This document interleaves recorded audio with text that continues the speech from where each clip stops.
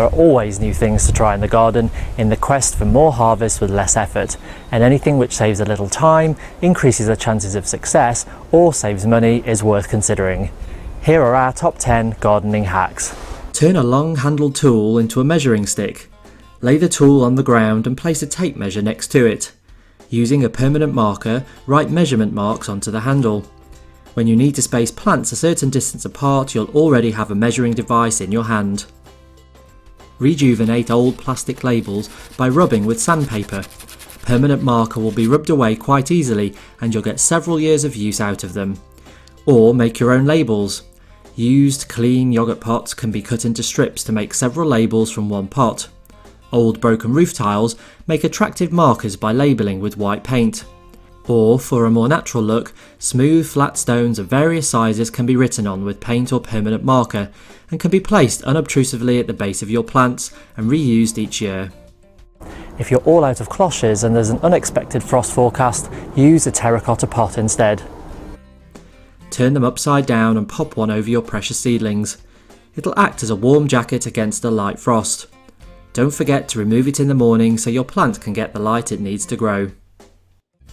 If you garden organically, the chances are that come aphid season you'll have them infest your plants. Many gardeners tackle this by squishing them with their fingers. It's a messy job. You could try blasting them off with jets of water, but this is time consuming and uses lots of water.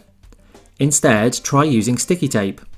Wrap a wide strip of tape around your hand sticky side out and pat the leaves of the plants infested with aphids.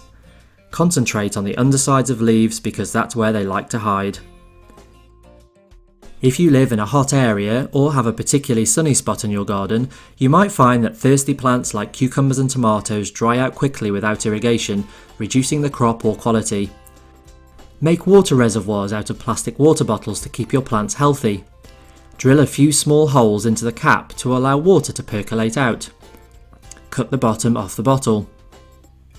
Sink the upturned bottle into the pot or ground before planting, leaving about an inch poking above the layer of the soil. Keep the bottle filled and the plant roots will absorb the water as it's required. Reduce your water bill by reusing water from your kitchen. Save the water from boiled veggies and once it's cooled use it to water your garden or your pots. If you use a plant-based dishwashing detergent, this water too can be used on your garden. Don't use it if you've washed pots with lots of dairy or meat as you don't want these products in your soil. Some seeds like peas and sweet peas have a hard coating.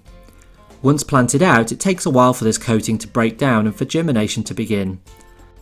Get a head start by soaking the seed you'll use in lukewarm water overnight, then plant out as usual. Some vegetables like beans and peas don't like to have their roots disturbed, so conventional wisdom is to plant them in situ and not to plant out. This has some problems, as seeds can rot in cool soil and damaged plants will result in gaps. Bypass this by making your own pea and bean planters from cardboard tubes. Take a tube and make 3 cuts about a third of the way along the tube to make flaps. Push the flaps into the centre and press to keep in place. Fill with potting soil and sow seeds as usual. Store the tubes in a tray to prevent the flaps from failing. When ready for planting out, plant the seedling and tube as one. The cardboard will rot and the roots of your seedlings will find their way out. If you have a small garden, go vertical. There are many varieties of vegetables which will climb or trail. You can also make vertical planters for walls or fences. Start with guttering and cut to length. Drill small holes along the length to allow water to drain out. Install the recommended brackets and clip the guttering in place. Add a moisture-retentive growing medium and plant with strawberries or salads, plants which don't mind the shallow soil.